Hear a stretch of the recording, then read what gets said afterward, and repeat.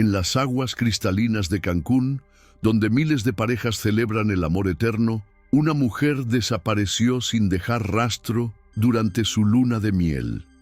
3 años de silencio absoluto hasta que su esposo recibió un mensaje de audio que cambiaría todo lo que creía saber sobre esa noche. Un mensaje que revelaría una verdad tan perturbadora que lo haría cuestionar si realmente conocía a la mujer con quien se había casado.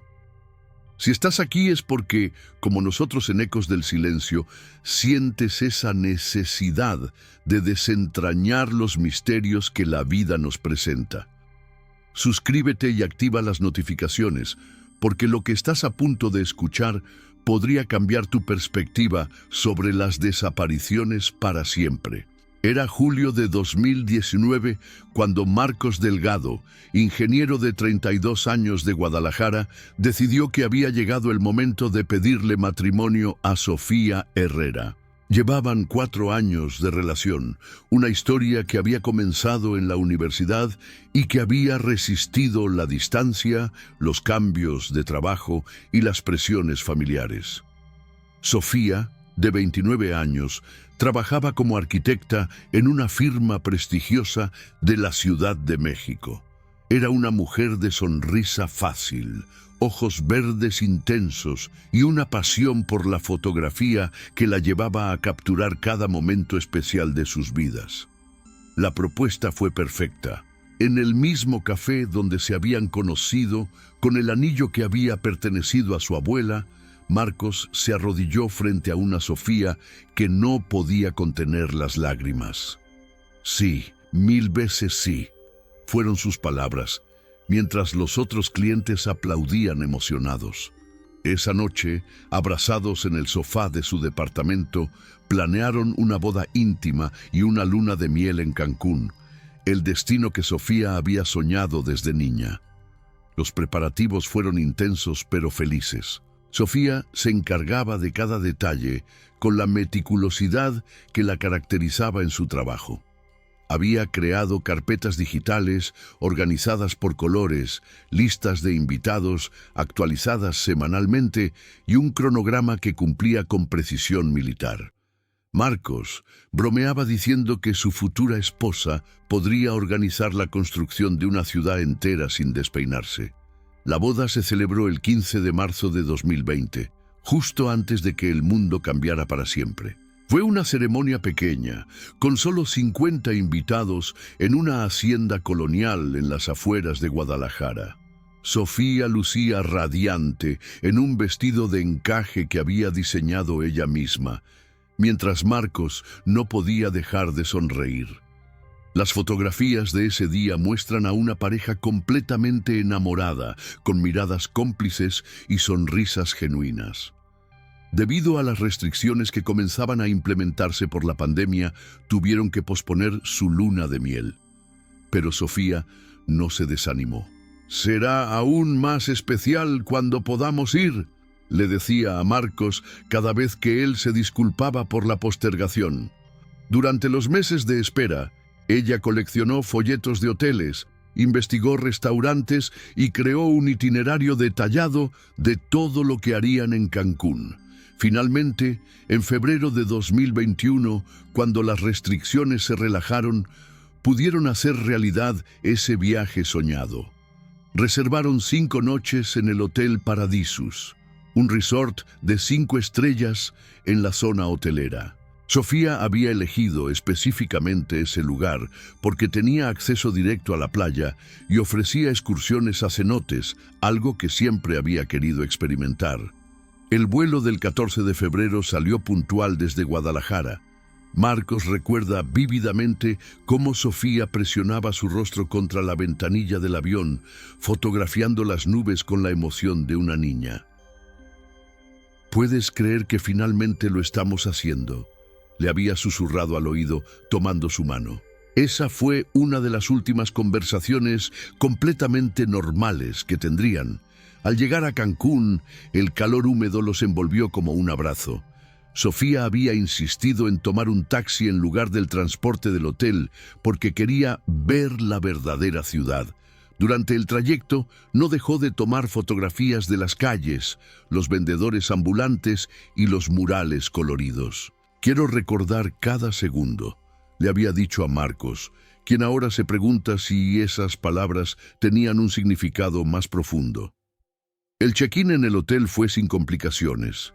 Les asignaron una suite en el 5º piso con vista al mar Caribe. Sofía corrió inmediatamente al balcón y se quedó allí varios minutos, simplemente respirando la brisa marina y contemplando el horizonte infinito. «Es perfecto», murmuró, y Marcos sintió que todos los retrasos y complicaciones habían valido la pena solo por ver esa sonrisa en su rostro.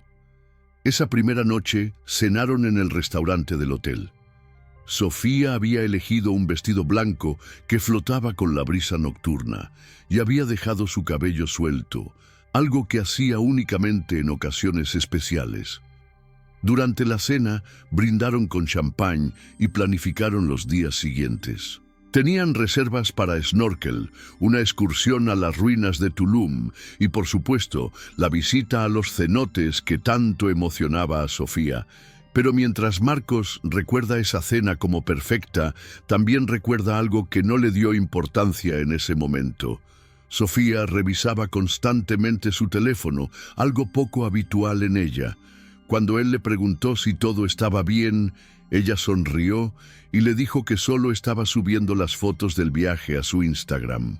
«Quiero que todos sepan lo feliz que soy», había dicho.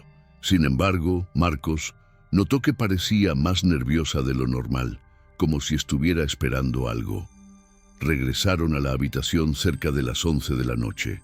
Sofía se duchó primero y se puso un camisón de seda azul que había comprado especialmente para la luna de miel.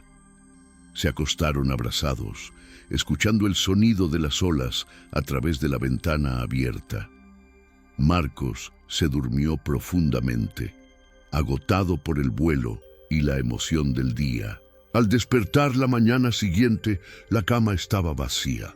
El lado derecho de la cama estaba frío, como si llevara horas sin ser ocupado. Marcos palpó las sábanas instintivamente, esperando encontrar el calor familiar del cuerpo de su esposa, pero solo sintió la frialdad de un algodón que había perdido toda huella de presencia humana. Se incorporó lentamente, con esa desorientación típica de despertar en un lugar desconocido, y miró hacia el baño. La puerta estaba abierta y la luz apagada. «¿Sofía?», llamó con voz ronca, aún esperando escuchar su risa desde el balcón o verla aparecer con 2 tazas de café del servicio a la habitación. El silencio que siguió tenía una calidad diferente al silencio normal. Era un silencio que ocupaba espacio, que se sentía sólido y amenazante. Se levantó de la cama y caminó descalzo por la suite. El baño estaba vacío, pero húmedo. Las toallas usadas colgaban prolijamente y los productos de aseo de Sofía estaban organizados con su característico orden obsesivo. Su cepillo dental seguía mojado. En el balcón, las 2 sillas de mimbre estaban vacías, con los cojines aún húmedos por el rocío matutino. Lo que más lo inquietó fue encontrar el teléfono de Sofía sobre la mesa de noche, conectado al cargador. Ella jamás iba a ningún lado sin su teléfono, ni siquiera al baño. Era una extensión de su cuerpo, una herramienta indispensable para su trabajo y para alimentar su pasión por la fotografía. Ver ese iPhone dorado ahí, con la pantalla negra y silenciosa, fue como encontrar un órgano vital abandonado. Marcos revisó rápidamente la habitación. La ropa de Sofía del día anterior estaba doblada sobre una silla, su maleta cerrada pero no asegurada, su cartera en la mesa del escritorio con el dinero intacto, sus joyas, el anillo de compromiso, los aretes de perlas que había usado para la cena, su reloj favorito, estaban alineadas perfectamente en el pequeño joyero de viaje. Solo faltaba su alianza de matrimonio, pero esa la llevaba siempre puesta. Se vistió apresuradamente con lo primero que encontró y bajó a recepción. La mañana caribeña estaba en pleno apogeo, con huéspedes desayunando en la terraza y niños corriendo hacia la piscina. Todo parecía agresivamente normal, como si el mundo hubiera decidido continuar su curso mientras su universo personal se desmoronaba. En recepción lo atendió una joven llamada Carmen, cuya sonrisa profesional se desvaneció cuando Marcos le explicó la situación. ¿Su esposa salió y no regresó?, preguntó, como si necesitara confirmar que había entendido correctamente. Marcos asintió, sintiendo por primera vez la gravedad real de la palabra desapareció. Carmen llamó al gerente, un hombre de mediana edad llamado Roberto Salinas, quien había trabajado en hoteles de la Riviera Maya durante 15 años y había visto de todo. Se acercó con esa calma profesional que solo da la experiencia, pero Marcos notó una chispa de preocupación genuina en sus ojos cuando escuchó los detalles.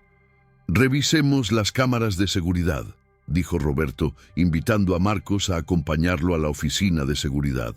El cuarto era pequeño y lleno de monitores que mostraban diferentes ángulos del hotel: la entrada principal, los pasillos, la piscina, la playa privada. El jefe de seguridad, un ex policía llamado Diego Morales, comenzó a revisar las grabaciones de la noche anterior y la madrugada. Las cámaras del quinto piso mostraban el pasillo desierto durante toda la noche.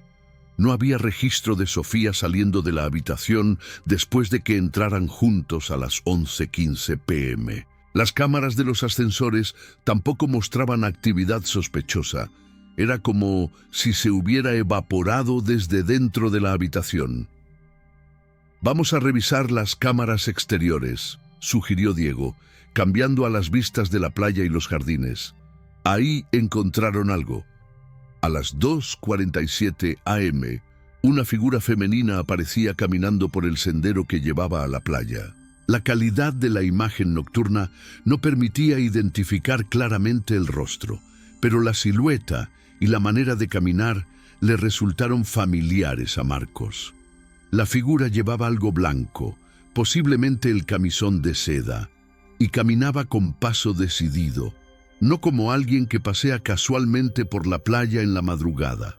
Se dirigía hacia la zona más alejada del hotel, donde las luces de seguridad eran más tenues y la cobertura de las cámaras se terminaba. «¿Esa es su esposa?», preguntó Diego. Marcos estudió la imagen, con el corazón latiéndole en los oídos. La manera de mover los hombros, el largo del cabello, la altura, todo coincidía con Sofía. Pero algo en esa figura le resultaba extraño, diferente. Había una rigidez en su postura que no era característica de ella. «Creo que sí», respondió finalmente, aunque una parte de él deseaba que no fuera cierto. Esa fue la última imagen de Sofía en las cámaras del hotel. Después de las 2:47 a.m., simplemente desaparecía en la oscuridad de la playa, como tragada por la noche tropical. Roberto Salinas inmediatamente contactó a la policía local. Mientras esperaban su llegada, organizó equipos de búsqueda con el personal del hotel.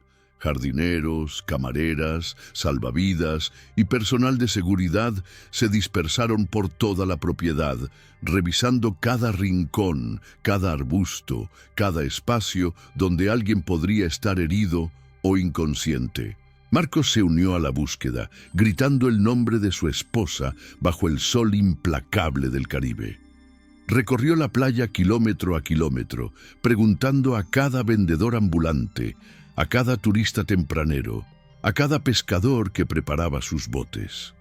Nadie había visto a una mujer en camisón blanco, nadie había escuchado gritos o llamadas de auxilio durante la noche.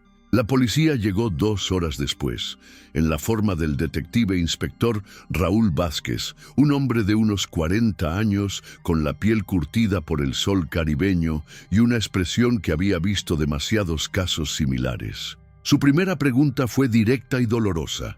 ¿Habían tenido alguna discusión? ¿Su esposa mostraba signos de depresión o comportamiento suicida? Marcos respondió con vehemencia que no, que su matrimonio era sólido, que Sofía estaba emocionada por la luna de miel y que jamás había mostrado tendencias suicidas. Pero mientras pronunciaba esas palabras, una pequeña duda comenzó a formarse en su mente.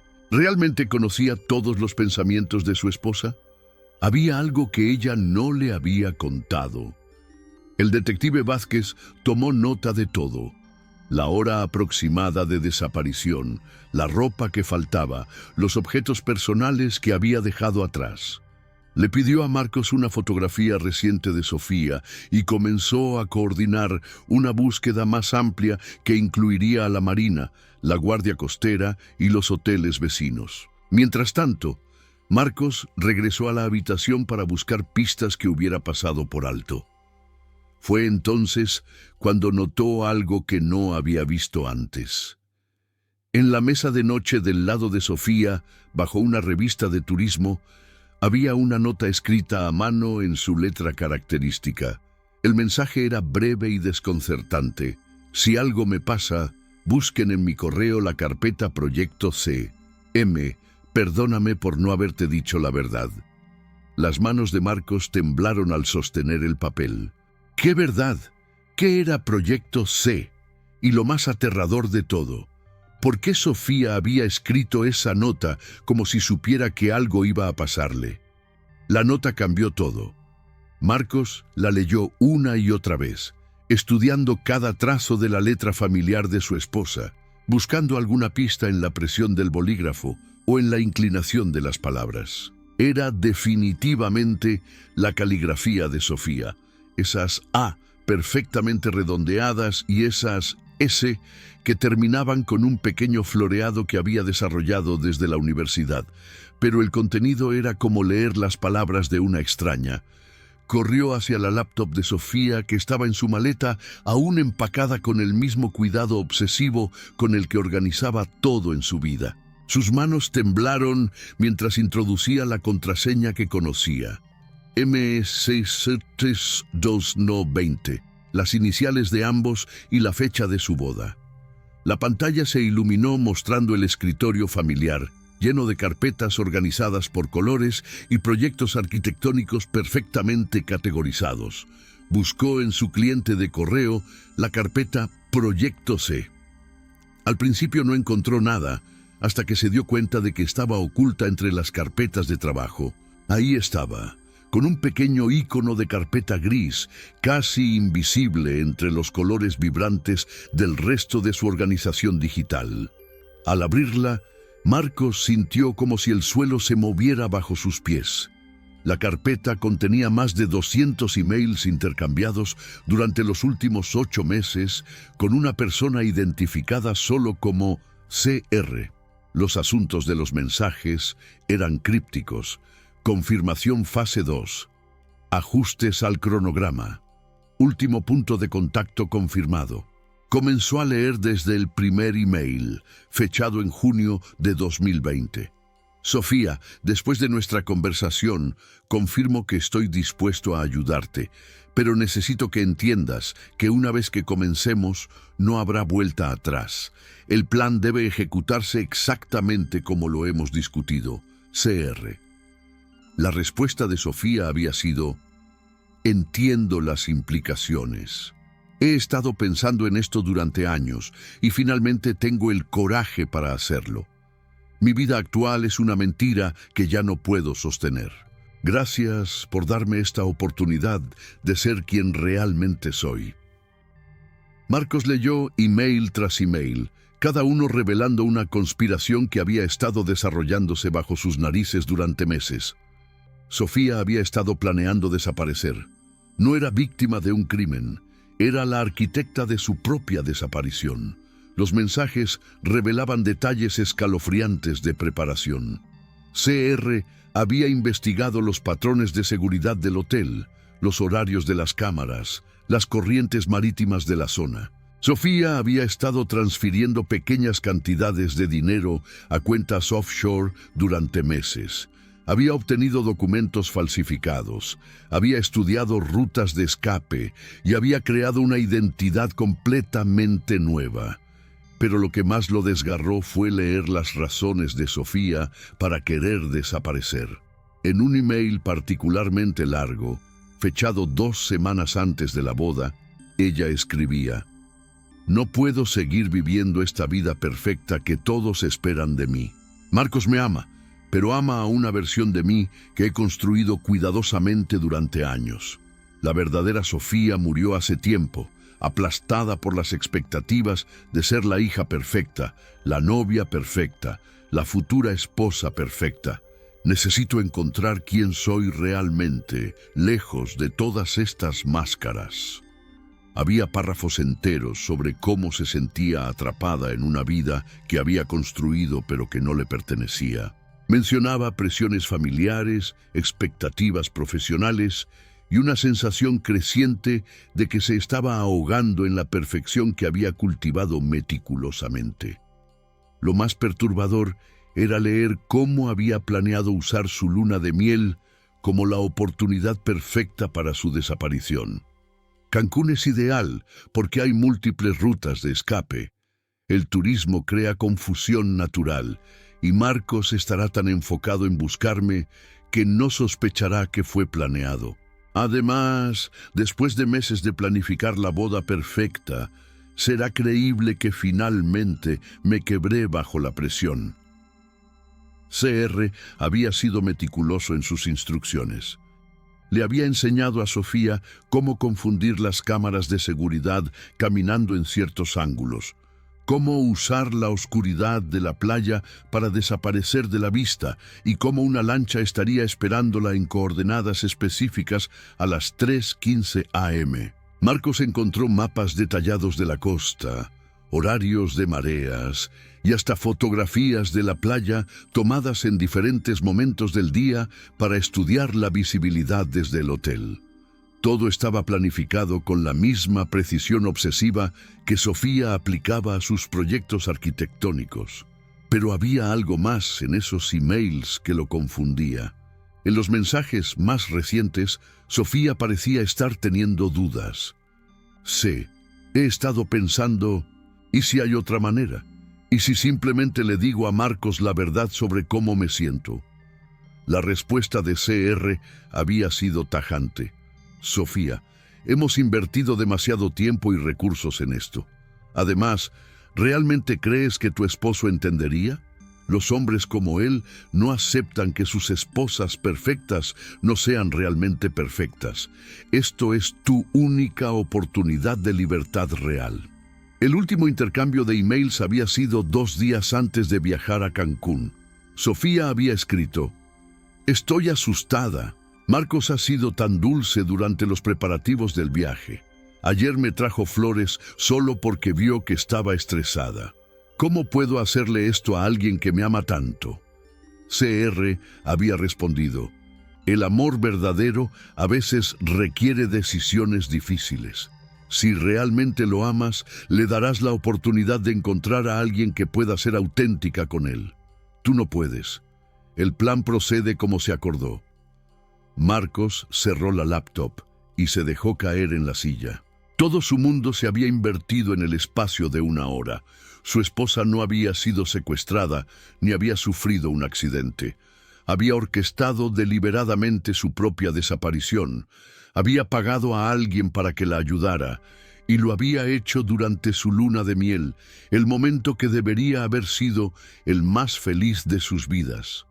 Pero había preguntas que los emails no respondían. ¿Quién era CR? ¿Por qué había dejado esa nota si su plan era desaparecer sin rastro? ¿Y por qué, si había planeado todo tan meticulosamente, había dejado evidencia tan obvia de su conspiración?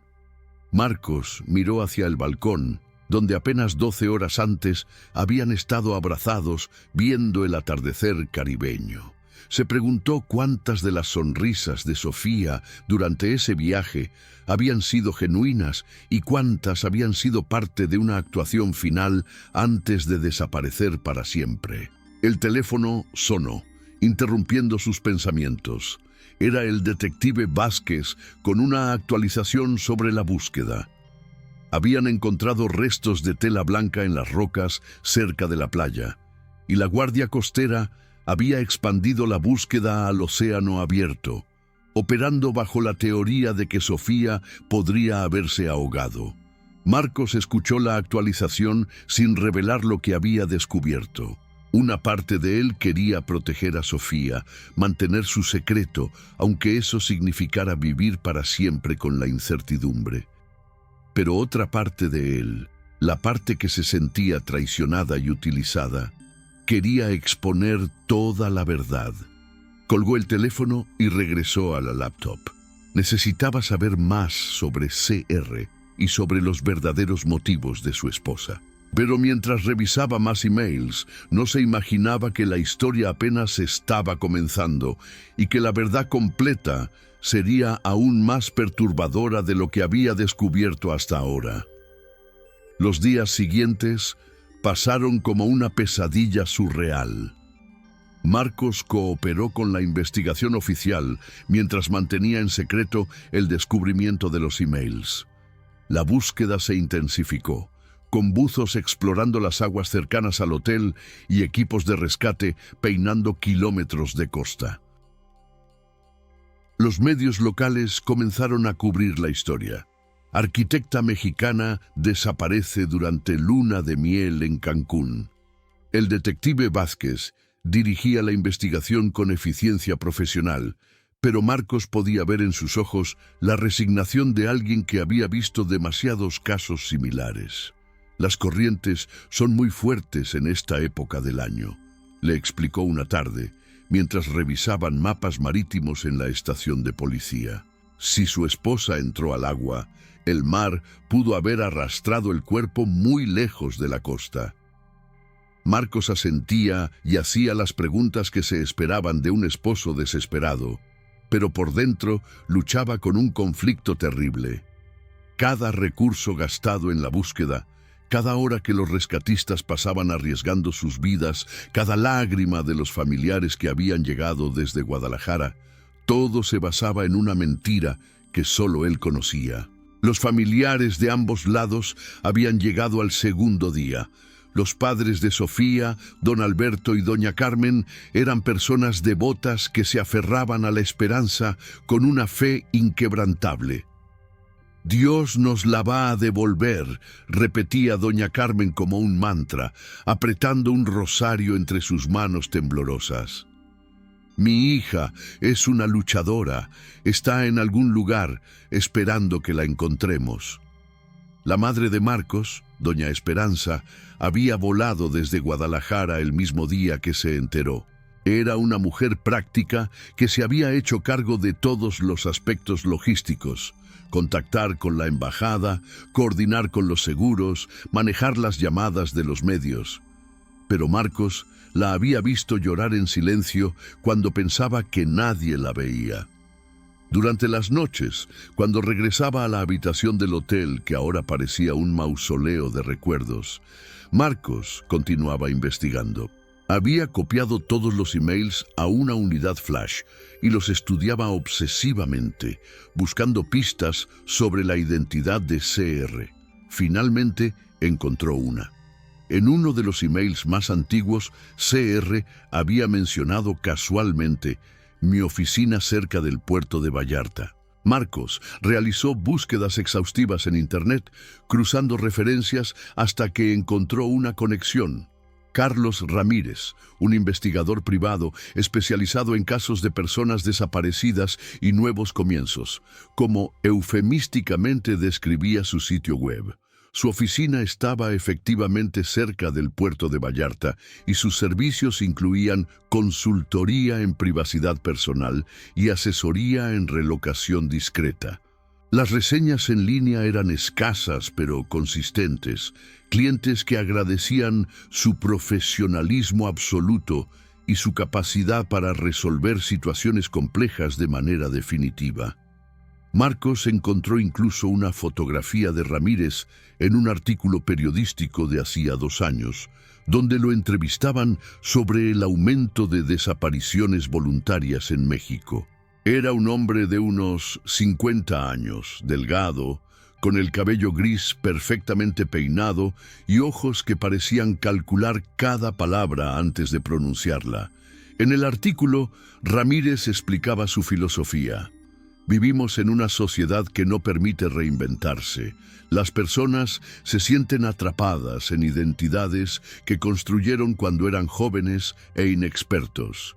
Mi trabajo es darles una segunda oportunidad de ser auténticos, aunque eso signifique dolor temporal para sus seres queridos. Marcos sintió náuseas leyendo esas palabras.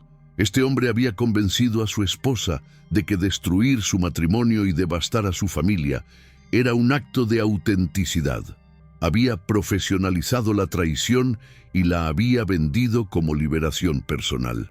Pero mientras más investigaba, más preguntas surgían.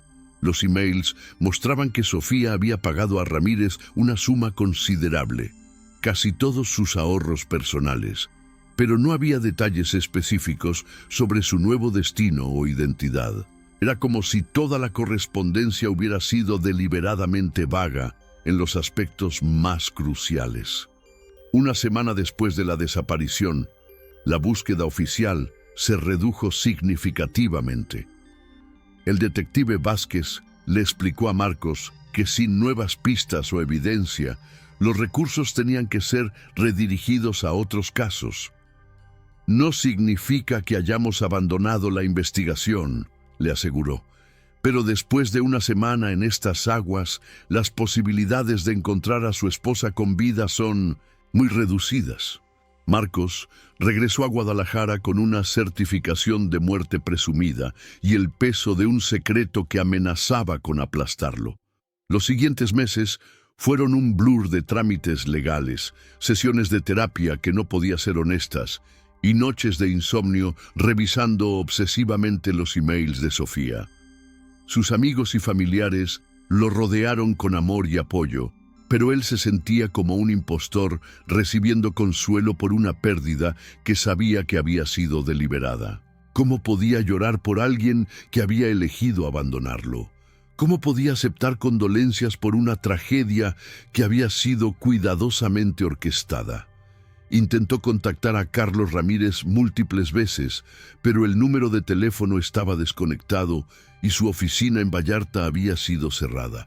Era como si tanto él como Sofía hubieran desaparecido de la faz de la tierra, dejando solo rastros digitales de su conspiración.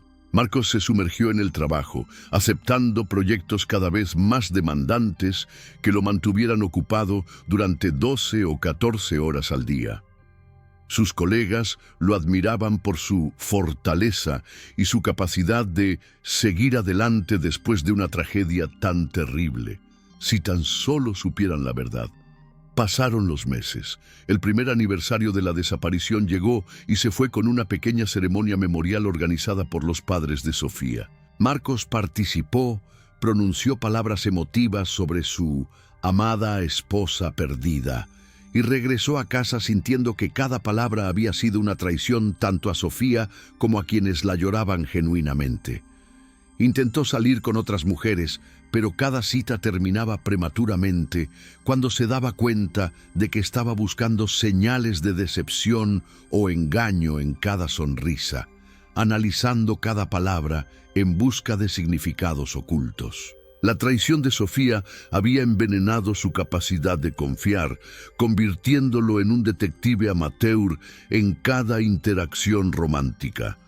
El segundo aniversario pasó más silenciosamente. Menos llamadas de pésame, menos flores en el memorial improvisado que los padres de Sofía mantenían en su casa. El mundo había seguido adelante, pero Marcos permanecía atrapado en febrero de 2021, releyendo emails y preguntándose qué habría pasado si hubiera sido un esposo diferente, si hubiera notado las señales, si hubiera hecho las preguntas correctas. Fue entonces, 3 años y 4 meses después de esa noche en Cancún, cuando su teléfono sonó con un número desconocido.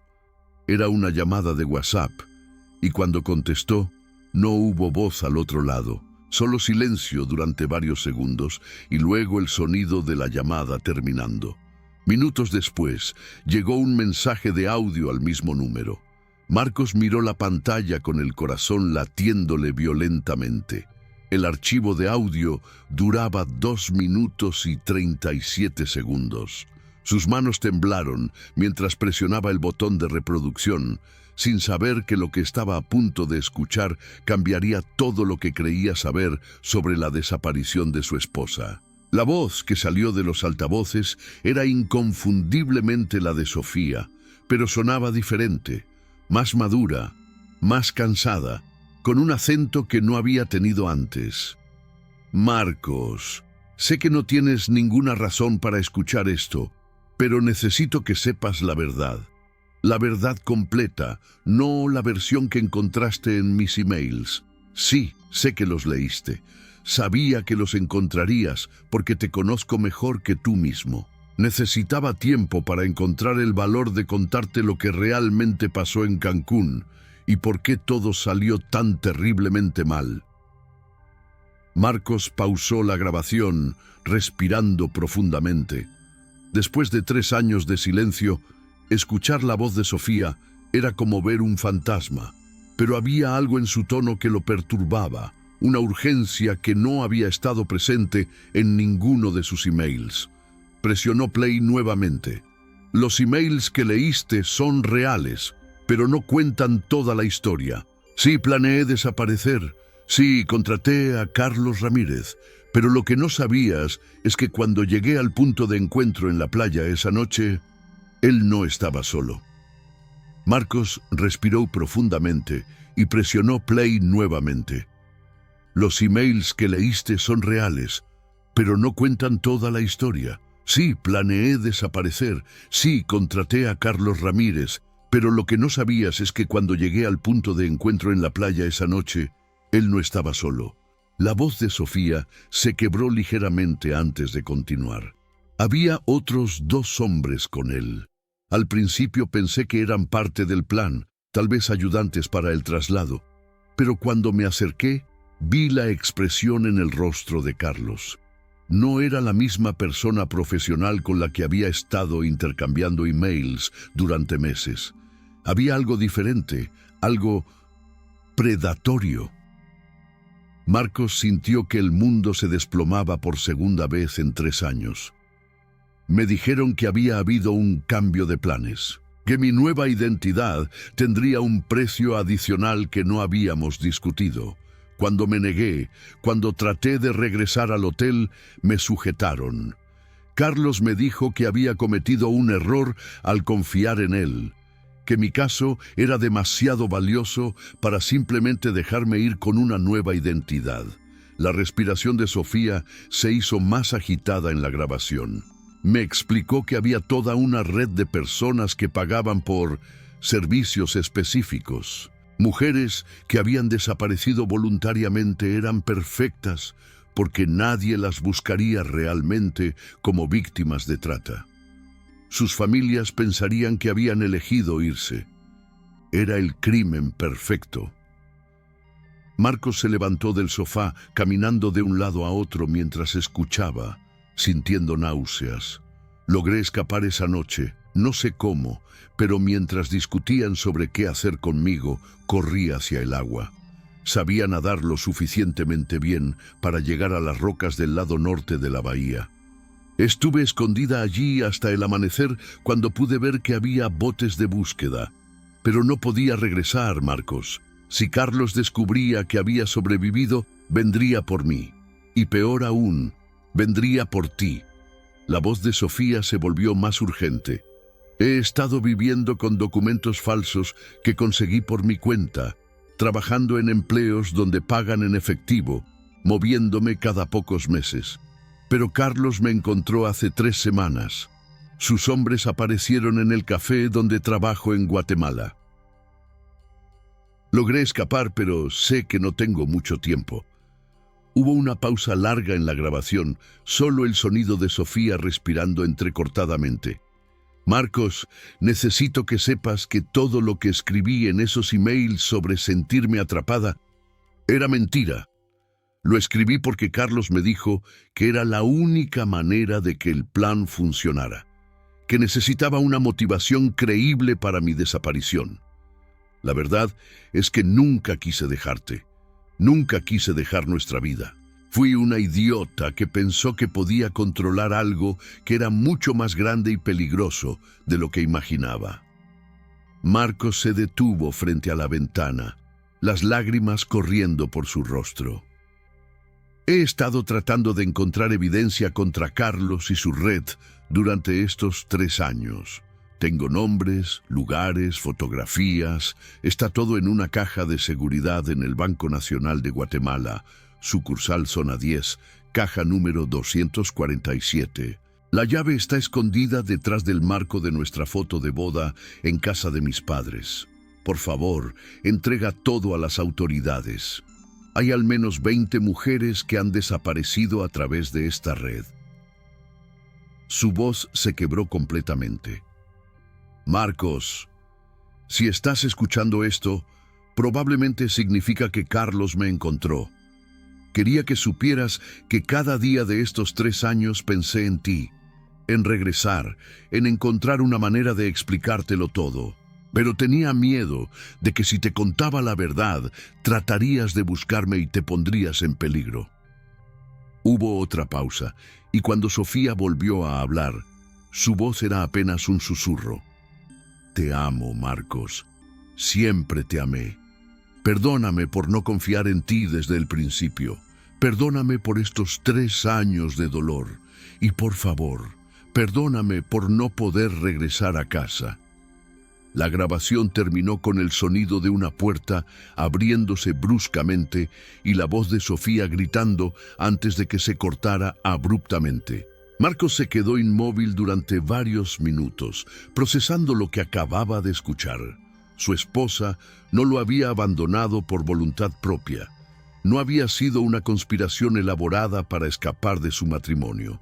Había sido víctima de algo mucho más siniestro y había estado luchando por sobrevivir y protegerlo durante 3 años. Sin perder tiempo, llamó al detective Vázquez en Cancún. Aunque había pasado mucho tiempo, necesitaba reportar lo que había descubierto. Luego condujo directamente a casa de los padres de Sofía, donde encontró la llave exactamente donde ella había dicho. Al día siguiente, acompañado por agentes federales, abrieron la caja de seguridad en Guatemala. El contenido era devastador. Fotografías, documentos, grabaciones que exponían una red internacional de trata de personas que había operado durante años, utilizando desapariciones voluntarias como cobertura. Carlos Ramírez fue arrestado 3 semanas después en Panamá, junto con 8 cómplices. Durante su interrogatorio, confesó la participación de su red en al menos 40 desapariciones en América Latina, pero se negó a proporcionar información sobre el paradero actual de las víctimas. Sofía nunca fue encontrada. 2 años después del mensaje de audio, Marcos se encuentra en una pequeña iglesia en Guadalajara, finalmente celebrando un funeral apropiado para su esposa. Esta vez, las lágrimas son genuinas, el dolor es real, y las palabras de despedida salen del corazón de alguien que finalmente conoce la verdad completa. En su discurso, Marcos habla sobre el valor de Sofía, sobre cómo incluso en sus últimos momentos pensó en proteger a otros, en buscar justicia. No menciona los emails originales ni su plan inicial de desaparición. Esos secretos murieron con ella. Pero cada noche, antes de dormir, Marcos reproduce ese mensaje de audio una vez más. No para torturarse, sino para recordar las últimas palabras que su esposa le dirigió, que lo amaba, que nunca quiso dejarlo y que incluso, enfrentando un peligro mortal, su último pensamiento fue protegerlo a él y ayudar a otras víctimas. La investigación continúa. 3 mujeres más han sido rescatadas gracias a la evidencia que Sofía recopiló. Y aunque Marcos sabe que probablemente nunca la volverá a ver, también sabe que ella logró lo que se propuso en sus últimos años: asegurarse de que Carlos Ramírez y su red no pudieran hacer daño a nadie más. En Ecos del Silencio, Creemos que algunas desapariciones nunca se resuelven completamente, pero a veces la verdad encuentra una manera de emerger, años después, en la voz de alguien que se negó a ser silenciado para siempre. ¿Crees que Sofía está aún viva en algún lugar, esperando el momento adecuado para regresar? ¿O su último acto de valor fue asegurarse de que su historia ayudara a otras víctimas? Si esta historia te ha impactado tanto como a nosotros, compártela, suscríbete y mantente atento, porque en Ecos del Silencio sabemos que la verdad siempre encuentra su camino a la superficie, sin importar cuánto tiempo haya pasado. Y si tienes información sobre casos similares o si conoces a alguien que ha desaparecido en circunstancias extrañas, no dudes en contactar a las autoridades, porque como nos enseñó Sofía, incluso en los momentos más oscuros, siempre hay esperanza de que la verdad prevalezca.